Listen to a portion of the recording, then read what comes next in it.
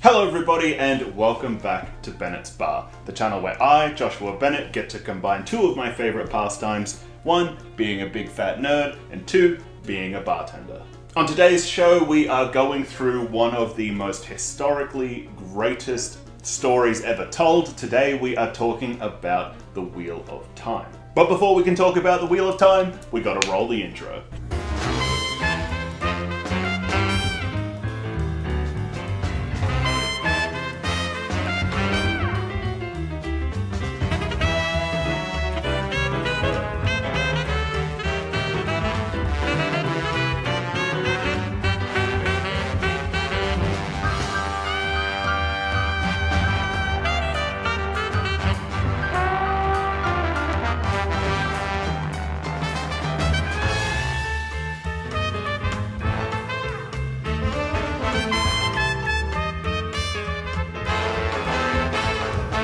So, the Wheel of Time. What is there that you could possibly need to know about the Wheel of Time? It is considered one of the greatest stories ever written by an American author.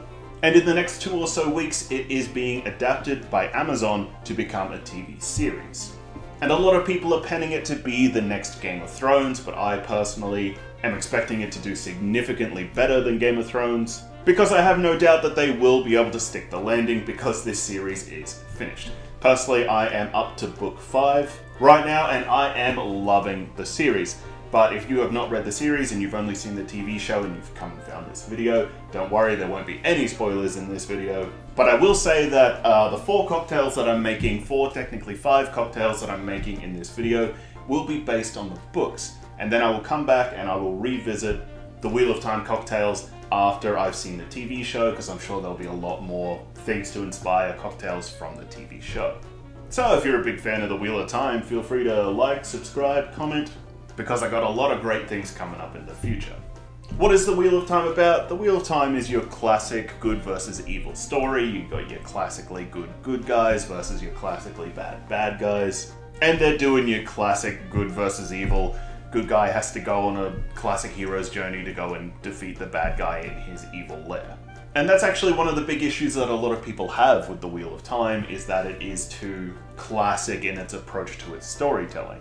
Which is a fair criticism to say, but in saying that, there is so much just greatness to the story being told that if you were just to focus on this one little thing, you'd be crazy.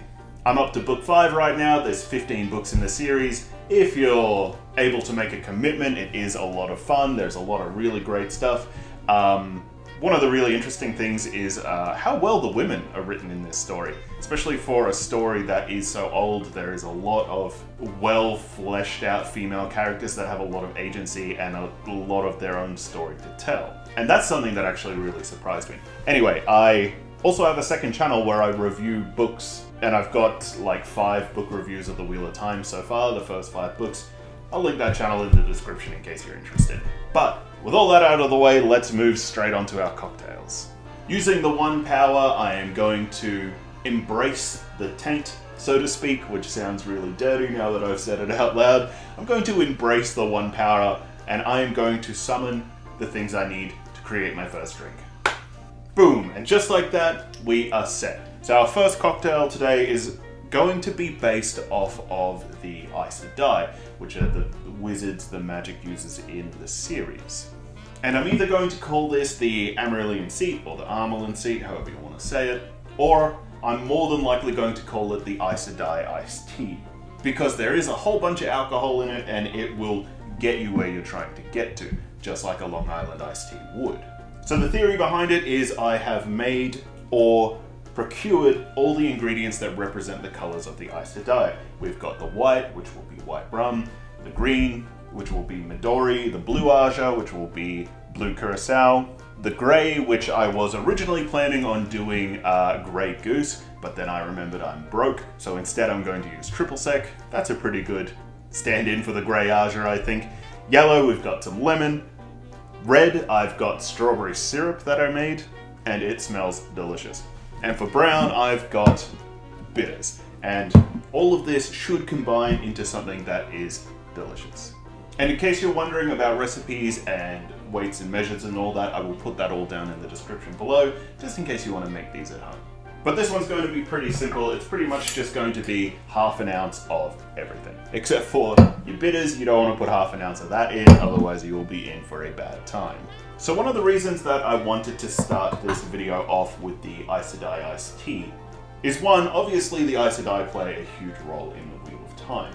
But two, there is legitimate concerns from fans that the Aes Sedai are just going to be used as a massive marketing tool. More specifically, the Ajah. People are worried that the Ajahs, or if you haven't seen the show and haven't read the book and you don't know what that means, it just basically means like your Hogwarts house. It's what the magicians or the magic users dedicate their lives to doing.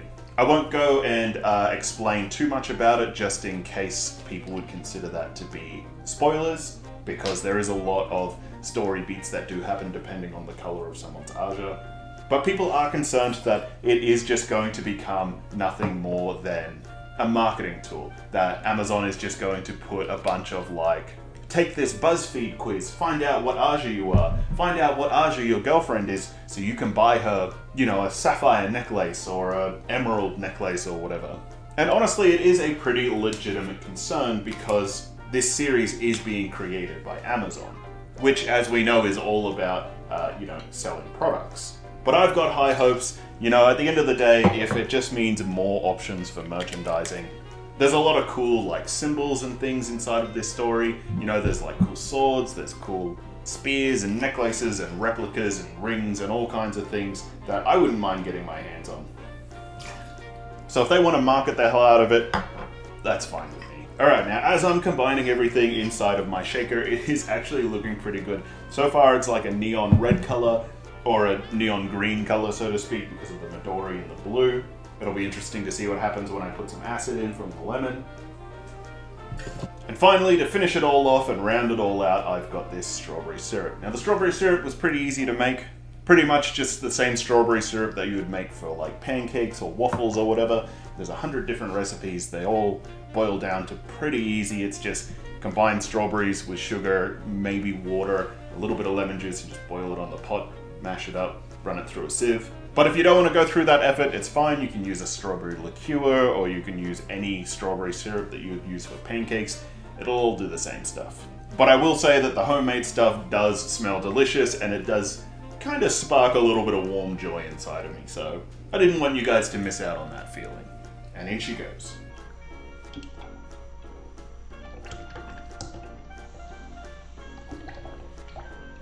Alright, that was more of a fat pour than I was expecting, but that's okay. I put a lot of effort into making this, and I want it inside of my drink. Finally, to represent the brown Ajah, we'll get in a couple of splashes of bitters. Next, we will materialize some ice with our 1 power abilities, and give it a damn good shake.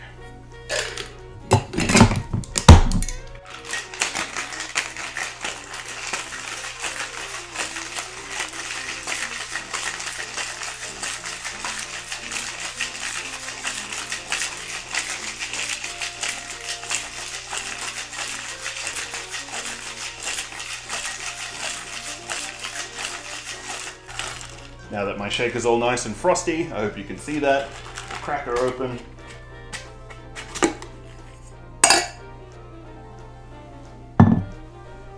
Find an appropriately sized glass for a Long Island iced tea. Pour in.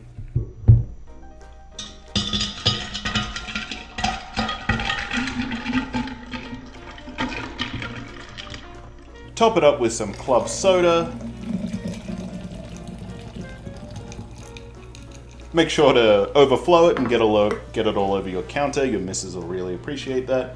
And maybe just to spruce it up a little, we'll put a bit more strawberry syrup in it.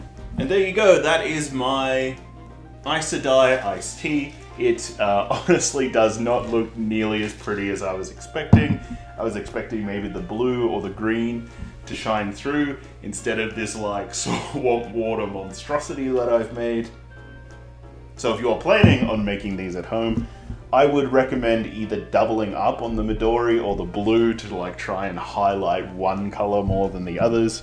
Maybe the color, whatever your Ajah is, you highlight that color more in your cocktail. But anyway, cocktails aren't about what they look like. Well, I mean, they kind of are. But more importantly, they're about what they taste like. So let's give her a red hot go, because I have a feeling that this might be delicious. That is actually phenomenal. That is really, really nice and refreshing. It just tastes like a really light kind of bubblegummy. You get a lot of the Midori flavor, you get a lot of melon in it. You know, Blue Curacao and Triple Sec are both orange flavors. You get a lot of that nice orange flavor in it too. Nothing in this drink really is too proofy or too overpowering. I'm just realizing that now. If I was to remake this, I would make it with vodka instead of the Triple Sec. I would make it with the Grey Goose like I was originally planning, to give it more of a bite, to make it more bitter and more proofy. But just the way it is really refreshing. It is something that you'd want on a nice hot day by the beach maybe. It's just like a delicious fruit cocktail, bubblegum. You know, people don't really talk about the sour aspect that strawberries bring to dishes, but that strawberry acidity really does help to just cut through the sweetness of everything else. And besides the lack of like a good bitey flavor from like a vodka, say, it is a really phenomenally good drink. But alright, I've tooted my own horn enough. Let's get all of this out of here and get on to the next drink, because the next drink is actually pretty exciting. So, wow, magic! And here we are back. So this next drink is going to be my take on a Ramos Gin Fizz, which is a famous gin drink. But I am going to tweak it a little bit. And this drink is going to be called the White Tower. A very prevalent landmark in the Wheel of Time world, found on the island of Tar Valon. If I can find a map, I will put it up here. When I was reading the books, I was confronted with this site, and I was also confronted with the knowledge that a lot of male sea captains struggle to find the North Harbour. But what does that have to do with our drink? Not a lot. I'm taking the classic idea of the Ramos Gin Fizz, which, if you've never heard of that, it is this famous cocktail, and it is the bane of a bartender's existence. Now, I've never been to a bar in the world, and I have traveled the world, that has sold a Ramos Gin Fizz, because one, most bartenders refuse to make it because it is a hell of a lot of work, and two, I've never been somewhere so upscale that would sell these. Now, the idea behind a Ramos Gin Fizz is that you have to shake the hell out of this drink, and it is usually stated, or it is believed, that the correct amount of time that you should shake one of these drinks is for 15 minutes straight, which is why most bartenders refuse to make them, because they are just a huge pain in the ass. Now, it is the widely believed fact that the man that created the Ramos Gin Fizz, Mr. Ramos, had an entire line of people that would shake his drinks for him. He would have 7 or so people, and it was their only job in that bar to stand there and to shake these drinks. And they would all shake it for an allotted period of time before passing it on to the next man. So you could be midway down the line and your job was to shake it between 6 and 7 minutes. And then maybe the guy at the end would shake it for 1 minute and serve it. These are pretty cool drinks. They are notoriously hard to get right. I've never seen one in person. And I mean, why not? I'll give it a red hot go here and we'll see if I can create it. Now, it's called the White Tower. So I'm going to do kind of a Long Island iced tea spin on it, where I'm going to be using all of my white spirits. Thematically, it makes sense to me. Chemically, I have no idea if all of the additional alcohol that I'm putting into this gin fizz is going to destroy it or not. But I'm pretty excited to find out. So let's do it. So one of the big things that I have done in my research is found out that apparently temperature plays a huge part in the Ramos Gin Fizz and getting like a big head on it. So I did store my shakers in the freezer for the last 5 minutes while I was cleaning up the bar, so hopefully this will help in some way, shape or form. This again, I'm going to keep this one nice and simple because just like the last one, it is based on a Long Island iced tea, and in case you weren't aware, Long Island iced teas are incredibly simple to make. I will just be doing about ½ an ounce of each spirit. Except for the vermouth, of course, because ½ an ounce of vermouth in anything would just be dreadful. So I'm just going to put in like a little splash of vermouth. Just about that will do. And if you've never had vermouth before, let me tell you what it tastes like. Well, it smells like soy sauce, so I mean, that's always a good sign. But let's go. That was honestly much better than I remember vermouth tasting. I remember tasting a vermouth a long time ago and thinking it was just the worst thing I'd ever drank. It just tasted like bitter, weak grape juice. And at the bars I've worked at, it has not been uncommon for Europeans coming in to just order vermouth on ice. And I always thought it was disgusting. I was like, how could these people just be drinking vermouth on ice? But now that I've tasted it again, now that I'm a bit older, I think one of the issues was that I was quite young when I did it. Now that I've tasted it again and I'm a bit older, I'm just like, I get it. It's just like kind of bitter, weak grape juice. But in saying that, I do just have like basic, crappy martini vermouth. This stuff isn't great. If you have the real vermouth, I'm sure it will taste much nicer. I'm just using a classic London dry gin in case you're wondering, just Bombay. I didn't want anything that would be too floral, I didn't want anything too overpowering for this drink. But feel free to use any London dry you want, or if you want to use an Old Tom gin or any other gin of your choice. I just specifically went with Bombay. Alright, so now that I've got all of the alcohol in, this is where things start to get a little weird and a little tricky. So, firstly, we're going to crack an egg into our shaker. Now, when you crack an egg and put it into your shaker, there is nothing in this one. All of my alcohol is in this one. You do not want to crack your egg straight into your liquor. And this is super important because if you get any egg yolk into your shaker, you have to throw it away and start again. There is something to do with the fat of an egg yolk that stops the egg white from becoming the fluffy mountain that we need it to be. And if you're a baker and you've ever cooked like meringue or something, you would know what that's like. And if you're unsure what to do with your egg yolk, put it into a carbonara, put some cream and some bacon and some garlic with that, and you can make a pretty damn good pasta sauce with some egg yolks. Just in case you need a little bit of inspiration. Okay, so I have successfully somehow managed to keep my egg yolk out of my egg white. I'm going to need about half an ounce of lime juice. Now, the interesting thing, and another one of the things that people love about this drink, is that this is one of the few cocktails that calls for both lemon and lime juice. Most cocktails usually just call for one or the other. Another important thing to note here is that you do not want to put the lemon or lime juice into the egg white because it will start a reaction and things won't go great. You want to keep those separated until you're ready to start shaking this thing. Alright, so I've got my lemon juice, I've got my lime juice, and last of all, I've got some whipping cream. Now, depending on where you live in the world, this can be called different things. But here in Canada, it's called whipping cream. So I believe in America, it's called double cream, but basically you're looking for a cream that you can whip and make whipped cream with.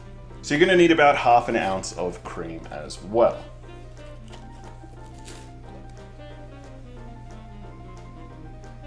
Now, this is where things start to get overly complicated, which the Ramos Gin Fizz is known to be quite complicated, because it's all about getting the biggest foamy head that you can get. And a couple of different people will tell you a couple of different techniques. I personally am going to do I forgot what it's called, but I'm going to put it all together with ice, and I'm going to shake it for like 30 seconds or something. Then I'm going to take the ice out and then shake the hell out of it for the other 15 minutes. I don't remember what this technique is called. There's like 3 different main techniques, but this one's the one I'm going to try. So wish me luck. I got my 2 ice cubes, throw them in, put in my cream. Your cream is like your egg white. You don't want that to be in contact with your lemon juice until you're ready to shake it.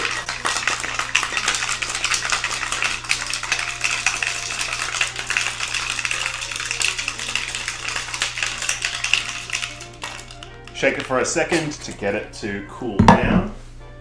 Then you want to strain it from one into the other and dump your ice.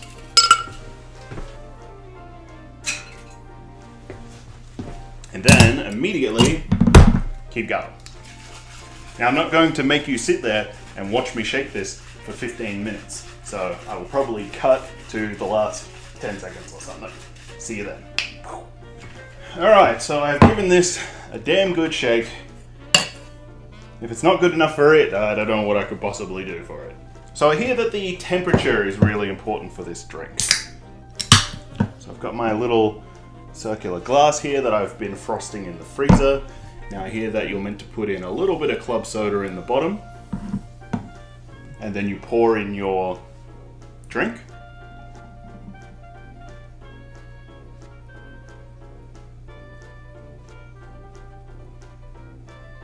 And after we've let it sit for a second, this is when we fill it up with the club soda, and this is where the magic really happens, and this is where we really see the White Tower come in. The egg whites and the cream have given us this strong tower, and the bubbly soda water is letting us raise the drink above the rim. Alright, and after a solid 15 minutes, we get the White Tower. It looks a lot like a souffle. I've never eaten a souffle, but I hear they're fantastic, so I'm hoping it tastes like a souffle. So let's try it.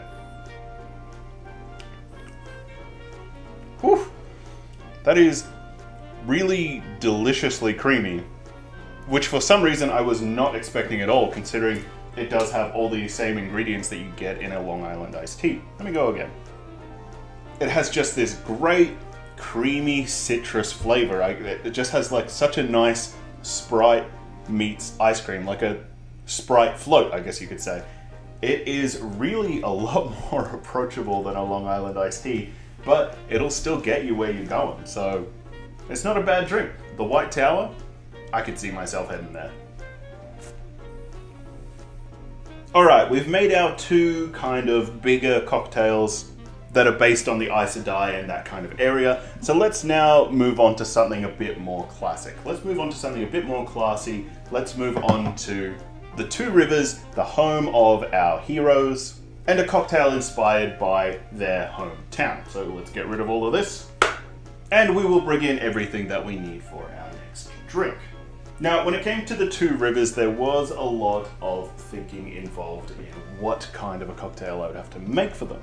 I wanted something classic and I wanted something classy, and being that it had the name Two Rivers, I thought it was only fitting that I would have two different forms of alcohol. So, I'm making a spin-off, I'm making a take on an Old Fashioned. Specifically, I'm calling it the Two Rivers Old Fashioned. And I have a feeling that this one should be pretty good. To start with, I've got a smoky 12-year-old whiskey. It doesn't really matter which whiskey you choose, this is just a smoky one that I managed to come across. I do specifically want a smoky one in this situation because the Two Rivers' big export was tobacco. But also, whiskey is pretty much paramount to an Old Fashioned, so I thought a smoky whiskey would make a lot of sense. Now, if you're wondering what the Bowmore 12-year tastes like, let's find out. It's just got a long evolution, just lots of smoke, but it's just like such a nice, long, smooth, mellow smoke taste throughout it. It's not at all like a big punch you in the face, big peaty flavor. It's just like such a nice, hey, how's it going? My name's Delicious Smoky Bowmore. Welcome to my crib, MTV. Really good, and I have a feeling it's going to do fantastically well. It smells really smoky and delicious too. I tell you what, I am surprised at how just like smooth and easy to drink that is too. It's not overly bitey at all, so to speak. Which is good because it is going to be making up the main body of this drink. We're going to go with 1.5 ounces of a good smoky whiskey. You can just use any smoky whiskey of your choice. This was the only one I actually managed to find where I live, and it just works out really well that it is delicious as well. So good smoky whiskey of your choice. Next, I decided to go with Jack Daniel's Tennessee Honey because I wanted something that gives vibes of like small country town. And I think Jack Daniel's, even though it is a mega massive corporation now, I think it does really give off that vibe of a small town bourbon. And I decided to go with the Tennessee Honey because I didn't want to put in a real bourbon to be fighting with the whiskey. And I think the honey fits really thematically well with the Two Rivers in the fact that it is, a farming village, it's in the country. You would expect there to be a lot of meadows. Rand does go swimming in meadows. So the honey theme, I think, fits really well for it. I'm going to put in 1/2 ounce of that. Now next comes something a little odd again. I'm going to put in just a touch of maple syrup. Now, when you're making an old fashioned, you're meant to put in either simple syrup or you're meant to put in a sugar cube, depending on where you are, and who you're making it for. Instead of the syrup, I'm going to put in maple syrup because one, this is a bitter maple syrup. This isn't a sweet maple syrup, it's like a bitter, smoky one. And two, again, I think that maple syrup, the trees, I think it fits the theme of the Two Rivers quite well. Now, I'm only going to put in maybe a quarter of an ounce or less because maple syrup can be quite overpowering, so I'm only putting in a touch just to help provide its own bitterness and its own smokiness to play with the other smoky flavors that are already in there. And of course, what old fashioned would be complete without a little bit of bitters? Chuck in a couple of splashes of that. And at this point, you'd probably chuck in like an ice ball or a big fat ice cube or an ice diamond, whatever molds you've got. Personally, I don't like to put ice on my old fashions or on my liquor because I've got a big giant snoz and I like to smell my liquor. And I find that ice dulls that. So I don't like to put ice in it, so I won't be. But feel free if you want to. So we're going to stir it up and give it a good taste.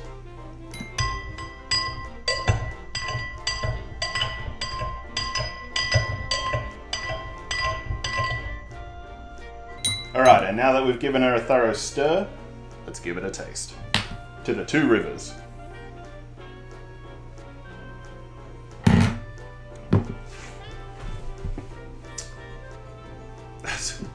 That's really fucking good. It's got such a nice, just smoky, smoke is what you get at the front. It's what you get at the back. It's what you get in the middle. It's just all there, but it's just such a smooth, delicious, it's probably one of the smoothest whiskeys I've ever drank in my life. And that maple syrup, because it's not a sweet maple syrup, it's a bitter one, it just complements it so well. It just gives its like little bit of sweetness there. It gives it its own kind of bitterness. It gives it its own kind of smokiness, and they just intertwine so well, and it just plays really well together. And the whole thing is just underlined by just this like light, whispered honey flavor. It's just the lightest like suggestion, like somebody's in the next room just whispering honey into the wall. And you could just barely hear it, and you could just barely feel it. It just ties everything all together. Really phenomenally good. If you are somebody that enjoys a good old fashioned, this one is definitely one hell of a one to check out. Alright, so now that all of that is taken care of, let's move on to our last two cocktails. It's kind of one cocktail, kind of two cocktails, however you want to look at it. It is going to be Saidin and Saidar, the male and the female parts of the one power. Now, when I was creating the idea for these cocktails, I didn't know if I should have done the cocktails completely different to each other. Like, I would do one a martini and one, maybe a sour or a different kind of old fashioned. Or I didn't know if I should make them the same, but put the male half one with like a float with a taint on top. And I decided to do that one today. I decided to make it the same cocktail, but put the taint on the top of the male version. And then in my next Wheel of Time video, I would probably do a different version where they were two completely different cocktails, like polar opposites. I would get ingredients that would be polar opposites to each other.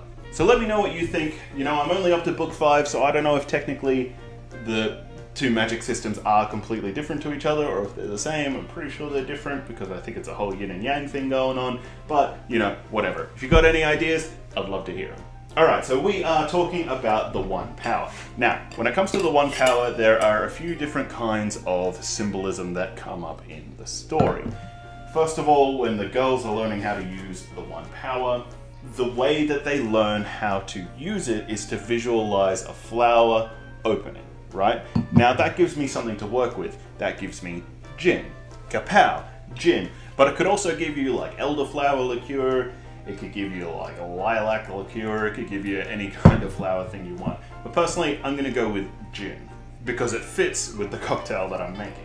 The next part of crucial information for building this cocktail is that it also gives you like a rush. It's like addictive. You don't want to let it go. It fills you with life. It fills you with joy. It fills you with like this immense feeling of you just want to suck in more. And the only G-rated thing that I could think of that would be a good stand-in for that is coffee. So I've got espresso here. And I think with this information, it does really only make sense that I make an espresso martini with gin. And keeping with our Two Rivers farming kind of theme, I've also got this, which is a pretty cool looking vial. I managed to get 2 of them from the thrift shop for about 50 cents. So that was pretty cool. It's just basically a honey syrup. So this is a pretty quick and easy drink to make. There's nothing special about it, at least in the first one, but then we will do something to the second one. So basically we're just going to do 1 shot of gin, get that in there. We're going to do 1 shot of coffee. Spill it all over your counter. Your missus will really appreciate that.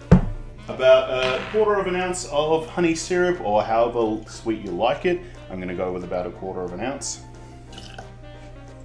And finally, your coffee liqueur of choice. I've got Kahlua. Personally, in something like this, I would rather have Mr. Black. Mr. Black, if you are watching this, I cannot get you where I live, so I mean, if you want to do some kind of partnership where you send me something, I'd really appreciate that. But instead, I am using Kahlua. Now, Kahlua is just a coffee liqueur. What does it taste like? Let's find out. It really just tastes like syrup with a little bit of coffee flavor. So I'm only going to put in about 1/2 ounce of that. If you've never tasted Mr. Black before, it tastes like real coffee. It's a lot less sweet and it's much better. So then with all standard espresso martinis, we will shake this over ice. I will use my weaves again to get ice in the thingo, thing on the thing, and shake her up.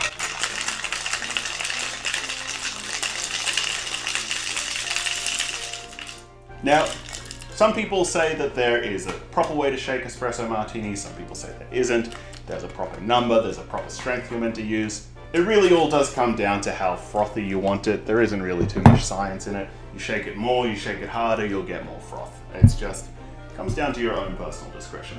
Now, I have got this fantastic looking crystal coupe. Cost me 50 cents at a thrift store. Probably one of the best buys of my life. That's a lie, but you know, whatever. Let's use it. Strain the espresso martini into the coupe.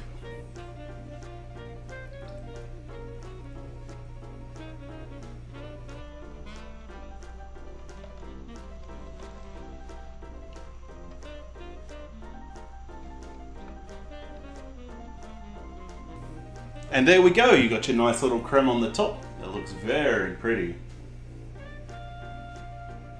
And if you wanted to garnish it, you'd chuck a couple of espresso beans on top. Now, you'll notice that I don't have a lot of head, or I don't have a lot of foam on my martini.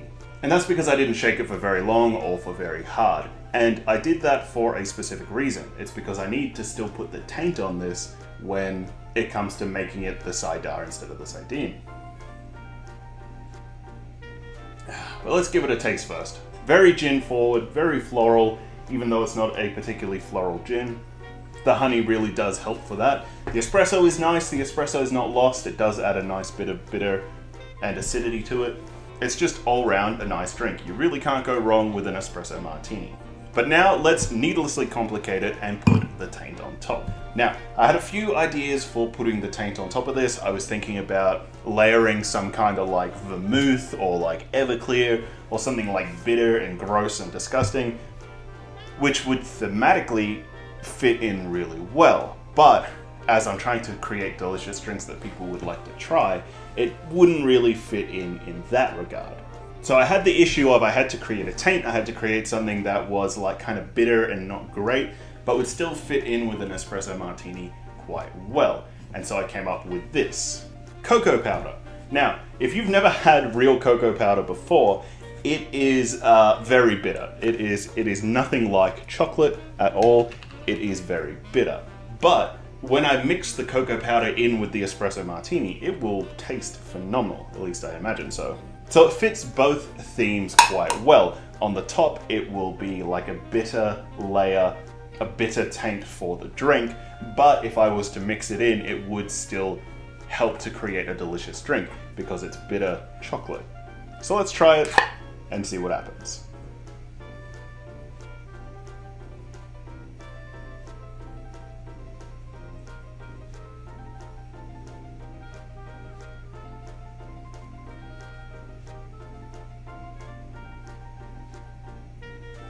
Alright, so as you can see here, it looks actually really delicious still, but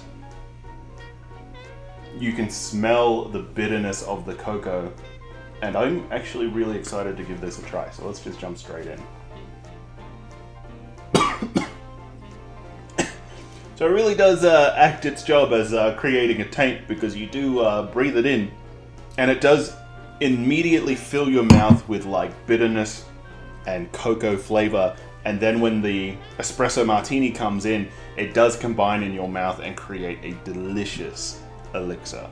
So I can definitely see this acting the role that I needed to act. It also changes the smell of the drink to be a lot more bitter as well, which does fit in this theme quite well. Overall, I am very happy with that drink. I'm very happy with all the drinks that I made so far.